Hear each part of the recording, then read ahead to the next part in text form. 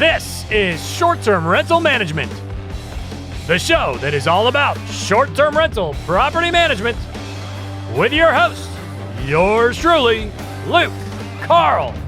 Welcome to the program, Short-Term Rental Management. It is lovely to be here. It is a great day for a great day, and I'm very excited to talk about some pricing today. There's a lot of chatter about current state of pricing and travel in general right now, as we are first week of May, give or take, and it is a little slow out there. So we're going to cover that today. I've got a great co-host with me today, who I will introduce in just a second after a word from this week's sponsor. Did you know that we're officially back in a buyer's market? That's right. Even though interest rates continue to rise, they are causing prices to fall. So there's finally room for you to do regular real estate investor things that we couldn't do for so long, like gasp, negotiate, make lower offers, ask for sellers to cover some of your closing costs. So it's a really great time to buy in terms of being able to get a lower purchase price and being able to negotiate. So if you're looking for your first or next short-term rental, it's a perfect time to reach out to us at the Short Term Shop. Let our team of agents in any of our true vacation market destinations help you find the perfect investment. Jump on over to theshorttermshop.com and click Get Connected to get started. We are brokered by eXp Realty. See y'all over there. All right. Short-term rental management, long-haired Luke, happy to be here. It is an honor. I'm just super grateful to be talking about this lovely subject that completely changed my life, and happy to be giving back. And I do have a wonderful co-host with me today who's an old school, man. This guy's been around in the beach for quite some time, and he's just a great dude. Love seeing you every time I get the chance. And Joe, how you doing, buddy? Tell us a little bit about yourself and what's going on. Oh, man. Thanks for having me, Luke. Living the dream, my man. We're over here just gearing up for the summer and getting all these beach properties ready to rock and roll. And so it's so much anticipation for the summer, about ready to just absolutely crush it. And so, yeah, man, just excited to get moving. Yeah, wonderful. How many properties are you at, give or take, these days? I'm in one right now, trying to get up and running. We're at, I think this will be 21 that we'll be rolling with. Damn. Craziness. Most of them are short term, or majority of those are short term, yeah. And so from like 20 of those are short term. I got 3 long term right now, and I guess a couple of them are midterms. And so I kind of group them all in because I run my midterms through the same software stack that I do, because you can kind of manage it the same way. But now, man, the short term rentals, live and die by them. I love it.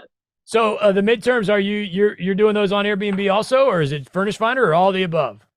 I do Furnish Finder, Airbnb, and VRBO. Okay. What kind of percentages are you looking just off the top of your head? Is it mostly Furnish Finder, or what is it?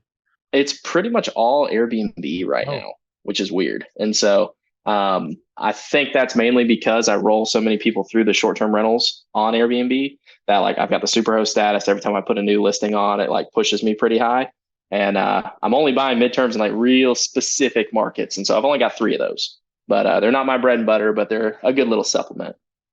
So you just do a longer minimum night stay on Airbnb, basically. Mm-hmm. Yep. So I'll run them for 2 weeks at a time as short-term rentals if they're not filled. And then after the 2 weeks, I've got the 30-day minimum stay.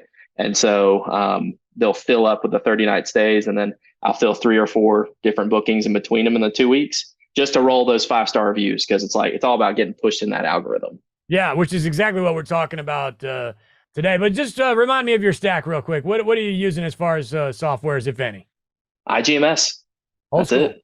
Old school. I get made fun of every day now for that. So just IGMS by who? You're hanging out with the wrong people. Everybody I talk to, they're like, oh, just IGMS? Oh, man. Well, that I would make fun of you for not having more of them, but I do.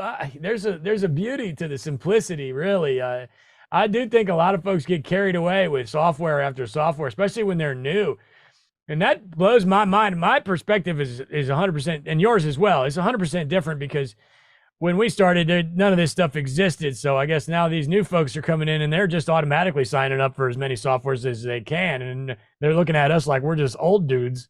And maybe they're right in some capacity, but I don't know. I feel like maybe since we do come from the old school, we've got more historical data, as you like to say, but also maybe, I don't know, maybe in some ways we've got some more bad habits too. Who knows? But I agree with that.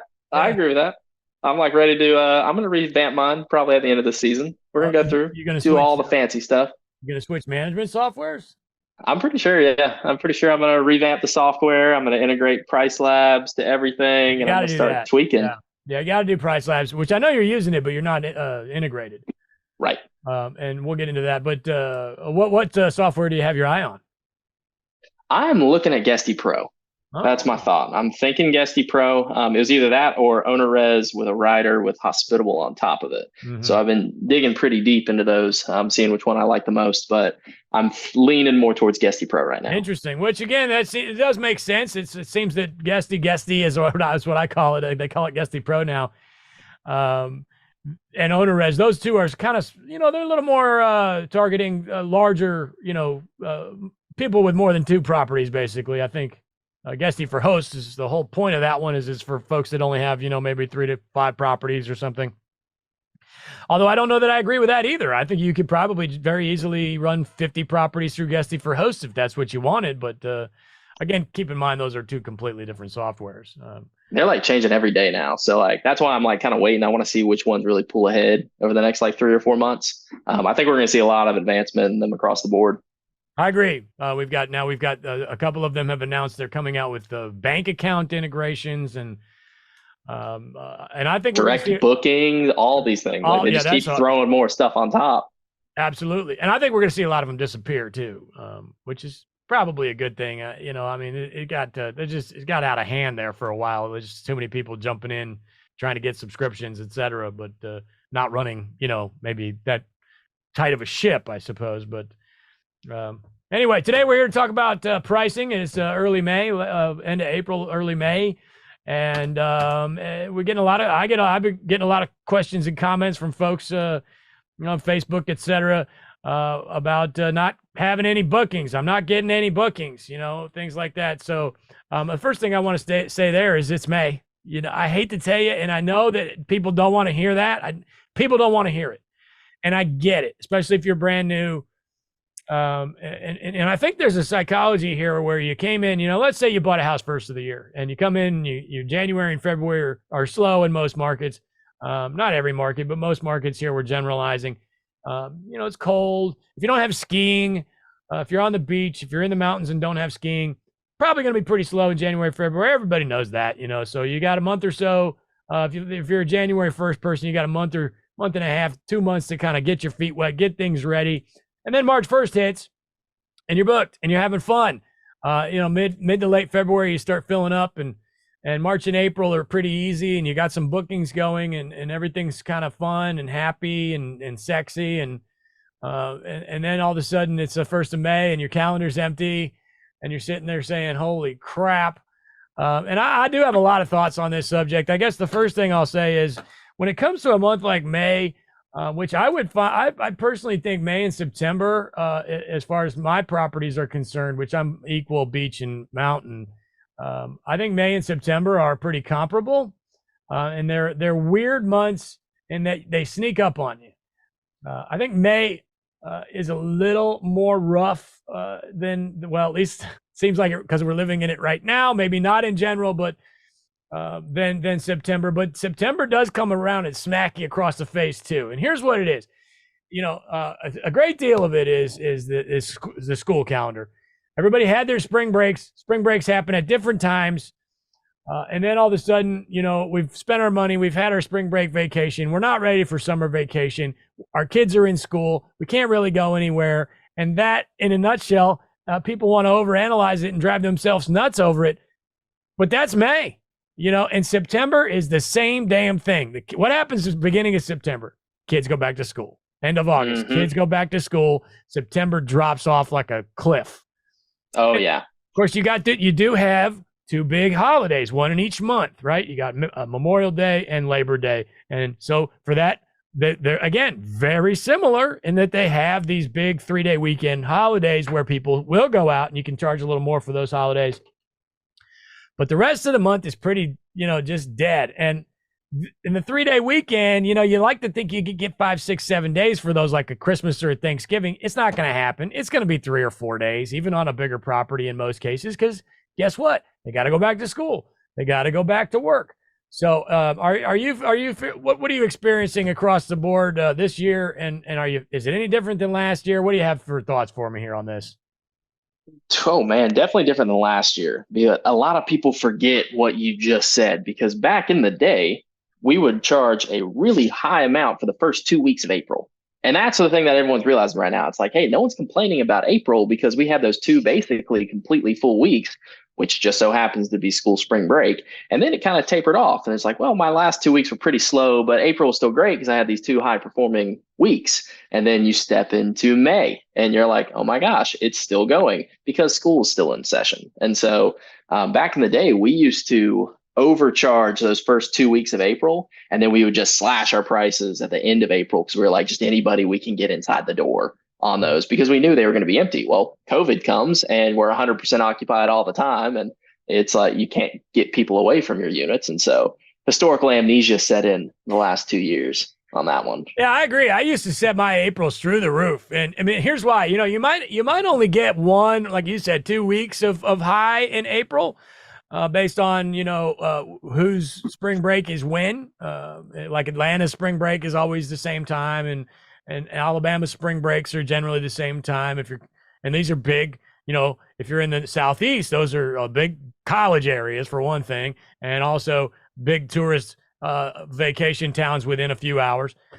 So I would set my Aprils, back before COVID, like way high, like the whole month. And then when I did get, like a 5 or 6 day booking and a 5 or 6 day booking, like 2 bookings, and it started to kind of, the dust settles at that point, then I would kind of lower the rest of my April based on whoever booked when their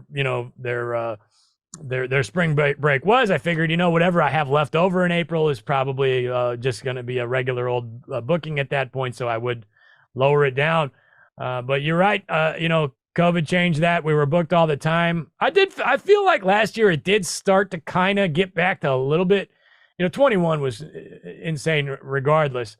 But I felt 22 was a little more like, a pre-COVID, definitely than the actual 2021, because, the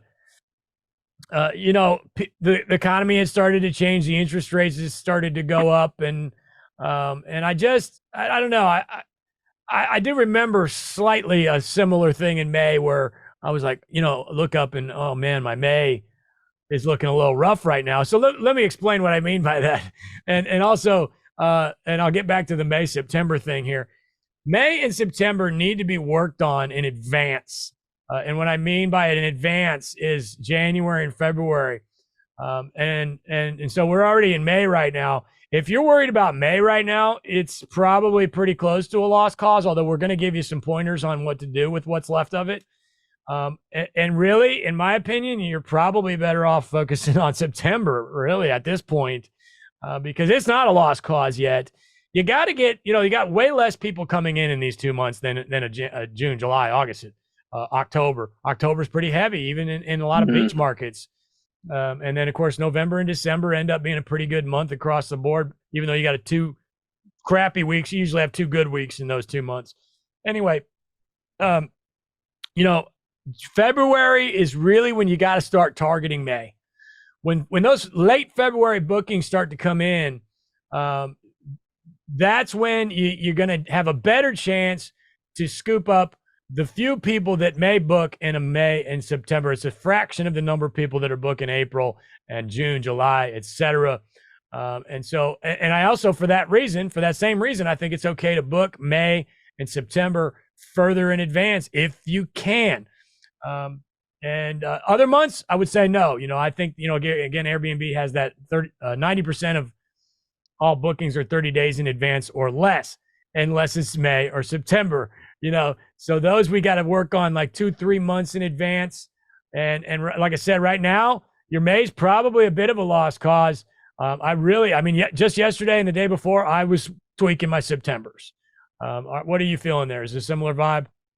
I mean, you got to fight for it if you want to fill it right now. Like now's the time. Is like you better be sharing your listing as hard as you possibly can, going to every group you can. Do we have a wish list Wednesday now, where you can like push it as hard as you can, and the algorithm of just like drop the prices, fill people as best you can. And my smaller units, I'm seeing a lot shorter lead times. Like my lead time's like 5 or 6 days right now. Oh, wow. Which is ridiculous across the board. It's very stressful, but they are filling. And so Monday will hit and I'll have like one booking and I'll have like all 20 listings sitting there. And I'm like, I'm going to go bankrupt. And then they'll all fill up by like Friday. It's crazy. It's insane. But they've been filling up like crazy. It is different than what we're used to. And I just got a booking this morning at my biggest property for like 2 days from now. And that's unheard of. Unheard of. Oh, that's incredible. Dude, in the past, that property was like 6 to 8 weeks because it's a pretty big property and it's pretty sought after and it would fill up, pretty early. I was surprised, honestly, when that booking just came in that those dates were available. But I was like, okay, yeah, I'll take it. And it was like $2,600. It's nothing to sneeze at for sure. So, as of right now, I think what I would do for May, and I'll get back to September when I say work on it, tweak and tickle, as Tim would say. For me, as of today, here's my strategy. Join me live every Thursday for a weekly Q&A all about short-term rental. If you like my vibe, if you're digging the long hair extraordinaire Cash Flow Carl and want to ask me questions in real time, join me at strquestions.com. It's a lot of fun. strquestions.com. I don't even know if it's a strategy, but call it that if you want. I'm dropping the rest of May. I would assume Memorial Day is already booked. If not, then maybe that one you don't drop as much, but you need to get your damn Memorial Day booked if it's not already. What? I don't even know what weekend that is. Is it next weekend? I mean, it's coming up soon, right? I'd have to Google it. I have no idea. Yeah, I don't either. Yeah. We live in vacation land. It's always like this. That's it. But anyway, so I think with the exception of Memorial Day, and again, if your Memorial Day is not booked, it's time to go ahead and get that booked, meaning drop the price. I think you also should maybe change the headline, tweak there, and say something like, come up with a clever. I'm not an optimized guy. I don't, I'm not the Joanna Gaines of Airbnb listings or anything like that. But something cute to put in your headline, or at least in your description, like pre-summer sale or May sale, or I like to think of it as if I own a retail store and we're getting rid of last season's or this season's crap to make room for next season's crap, right? And we got to get this stuff blown out because at this point, everybody's kind of picked it over. Nobody wants what's left. Let's just get rid of it. And I'm an asses in the seats guy, 100%. I have no problem going stupid low. I think in the case of what's left of my May right now, my sweet spot for me right now is one step above cooking meth in the bathtub is really kind of where I want to price my property. You know what I mean? So again, yeah, if you go too low, you're going to get a little riffraff, but I'm not afraid of that. I'm not, and it's because I come from long-term. I got a lot of long-terms. There's a big element there. You've got long-terms. And sometimes, man, you just got to look up and say, dude, this house is freaking empty and I can't have that. Put somebody in there. And if there's consequences, I'll deal with it. So for me, I'm dropping every day that I have left in May, other than Memorial Day. We'll keep that, a moderate price there. I'm not going to throw any numbers out there. It's your property. You price it how you want to. But for me, I'm putting that thing like rock bottom, knock out what's left, and get the juices flowing. That's what we need to do. You get 2-3 bookings at these low prices. It is not about that booking to fill those dates. It's about the future dates that you can now get a little momentum, get the juices flowing with your algorithms. And then Airbnb says, hey, this guy's hot over here. Let's send him some more bookings. Verbo says the same thing. Hey, this guy's hot. Let's send him some more bookings. So just to wrap this up and turn it back over to you, my May's rock bottom. It's like this. May's way down here. The chasm. June and July are up here. That's the thing. I'm just using May to generate a little juice for more whatever's left of my June and July. And I'm putting those prices a little high right now. My June and July's, to be honest, right now are a little too booked. I'm probably about 50% right across the board, 52%, which is a little much. So I have no reason to be in a hurry, especially with how short the lead times are right now. I'm keeping my June and July and my August. My August may be slightly lower than July, obviously. And then September, I'm already working on it. Back down. We'll get back to September in a minute, but your thoughts? That is such a good point. I want to highlight a couple little things there. Number one, you are pulling those levers that Airbnb loves. You've got reservations rolling through and you got reviews hitting, which is pushing you for the summer. And a lot of people are looking at their pricing strategy this way of, okay, you can fill anything in the summer. So keep your prices high at beach communities here because there's so much demand in the summer. You can always drop that price if it doesn't book and fill it. So keep them high. And so right now, when there isn't anything coming, you're pulling those levers and pushing it in front. Now, the thing I love the most is the Joanna Gaines comment right here, because you've got your title and you've got your first like 3 pictures. It's the only thing people are going to see. Yep. Airbnb, if you're putting people in these seats right now, it's going to be pushing that listing. And the first thing they're going to see that title. They're going to see those first 3 photos. If you're not focusing on those, they're going right past you. Brilliant. 100%. Crush it. And I do love Joanna Gaines. I didn't mean to like use her name in vain over here. I think she does I was gonna say does a fabulous job. I mean, I don't know anything about that kind of stuff. She's the only name I would even know as far as decorating a house. So anyway, here's what I don't want. All right, here's where the danger zone hits. You get a noob, because the noobs are the ones that are always the most freaked out about May because they didn't know it was going to happen. You know, and even if you tell somebody it's going to happen, they just until you go through it. And again, guys, it's not like you're walking through the desert on a horse with no name with no water. You know, I mean, you can get some bookings in May. It's not terribly awful, horrible in most cases. Yeah, we're real estate investors. We're problem solvers. Figure out how to fill your dates in May so you can get the best in June, July, and August. That's what we're shooting for here. You nailed it. I got a problem. Let's solve it. I mean,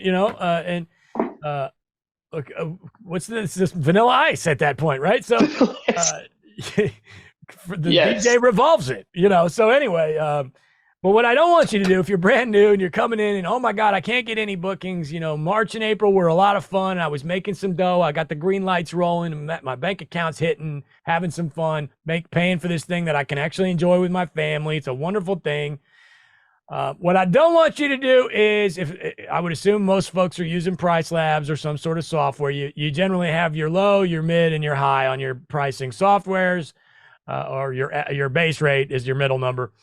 What I don't want you to do is just keep lowering your base rate to get May to where you think it might need to be to get bookings. You've got to, at this point, separate May from the rest of the summer. Because if you just keep lowering your base rate to try and get some May bookings, or even get rid of your low or your high, which is fine, run your low and your high numbers naked if you want to, and just keep lowering and lowering that base rate. Next thing you know, you're not even looking at this, but your July, whatever's left in July is like, also rock bottom because you basically lowered your entire year.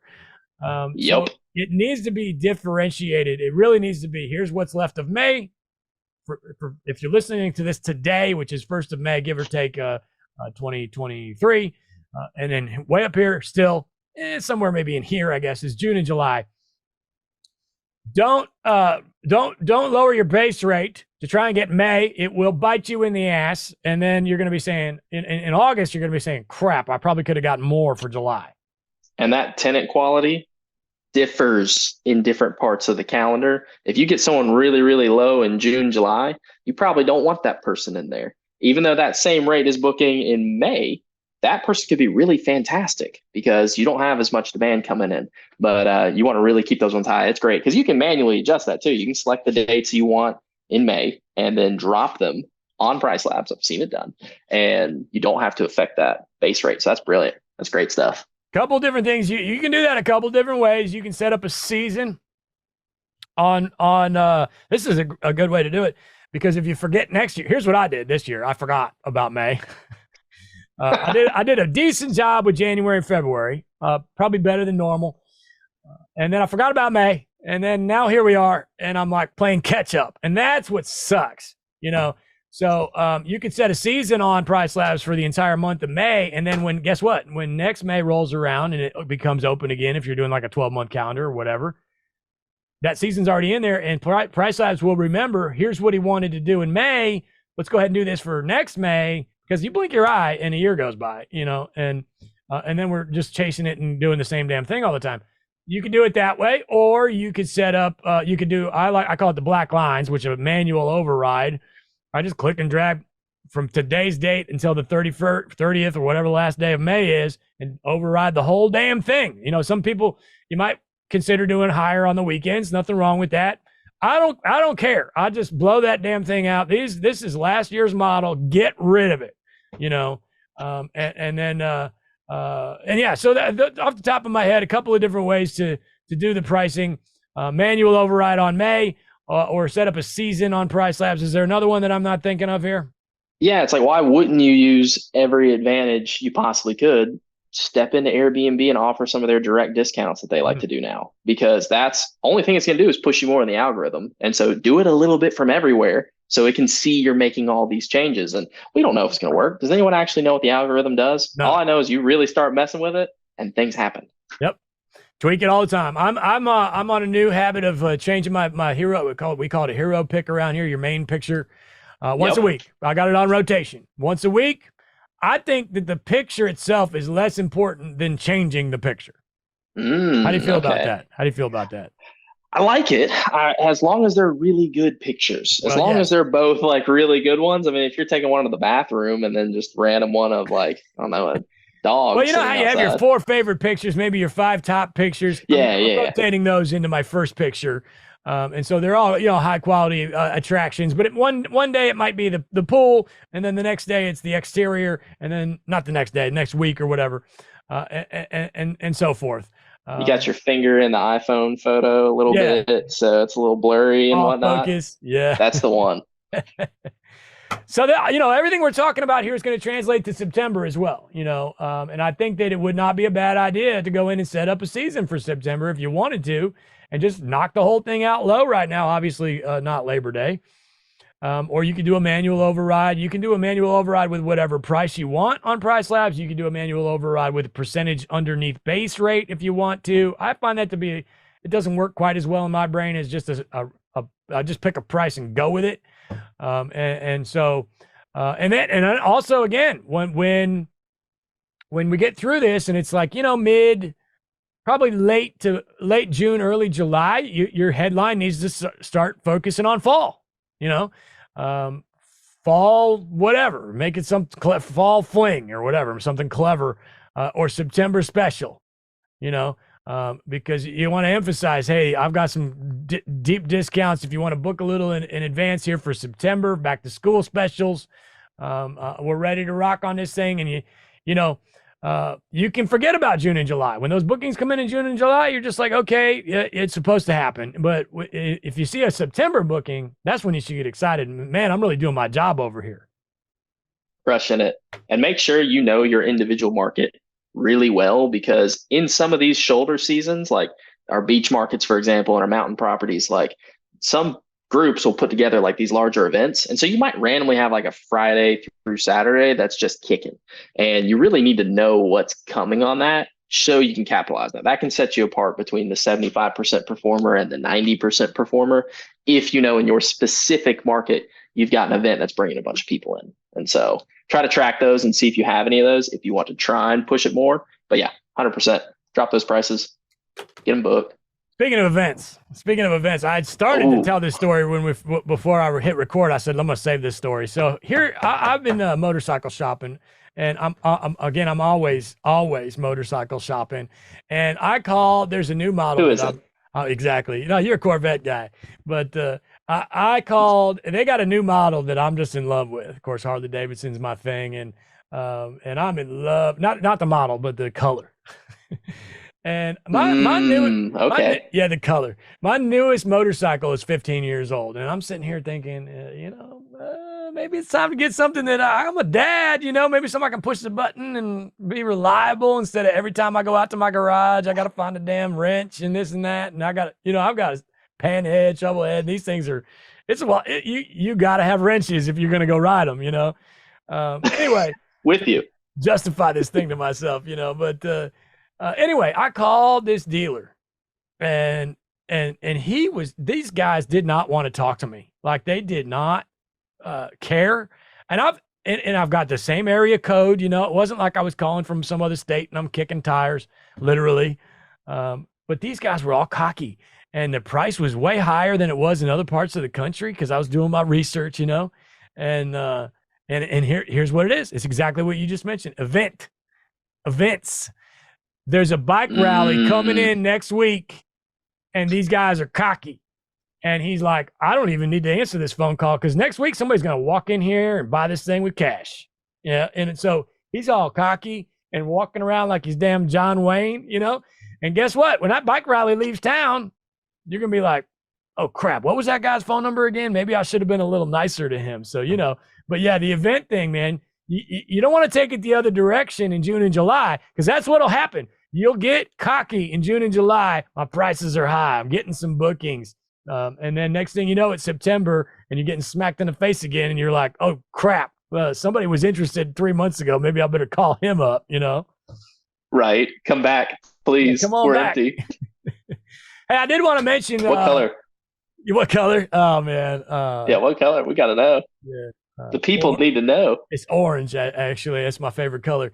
I've got another orange motorcycle, but man, you know how it is. You just get hooked. Anyway, I did want to mention if you want to post your listings for Joe and I are in that group all the time. We've got a group for that. It's strlistingadvice.com. You just Facebook. Go to Facebook and search for short-term rental listing advice. You can post your Airbnb or your Vrbo or your direct booking in that group, and we'd be happy to give you some critique. If you are struggling out there, if you're having trouble getting bookings, and that's how you found us, we do have a solution. We'd love to help you, give you some pointers. Again, short-term rental listing advice on Facebook, and anything else we need to mention on the way out the door. Oh, don't be scared because we're going to tear it up if you post it in there. And so that's our goal, is get everybody to tell you what's wrong with it. We'll be easy. We'll go easy on. There's a lot of love in that group. But there is a lot of love. For what that group is, it definitely could be a lot up. But if it's iPhone photos, you're going to get tore up. I'm just going to let you know. Just go ahead and get professional photos. You've got some dark. I saw one just before this call. It was picture number 39. And it was blurry. And I'm like, dude, come on, man. You can't have a blurry picture on your listing, And here's the deal. I've heard rumors. Heard what rumors? I've heard rumors that they can tell. That Airbnb can tell now if you have any that are not like high quality. No, that's what they say. I had no idea. But here's the thing. Dude probably didn't even know it was blurry. He probably just uploaded them from his phone and went off on his day. And so that's why that group can help you out. Short-term rental listing advice on Facebook. We'd be glad to have you over there.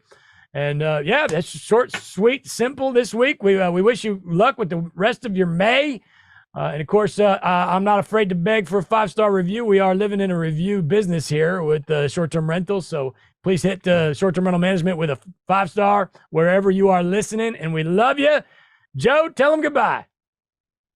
Bye, friends. Love you too. All right, everybody. Long hair Luke saying don't overthink it.